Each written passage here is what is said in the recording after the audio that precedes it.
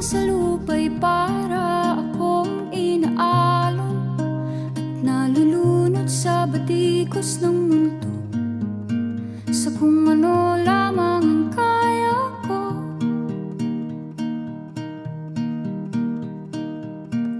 Bigang-biga na sa mga problemang di masolusyonan agad, parang wala nang bukas.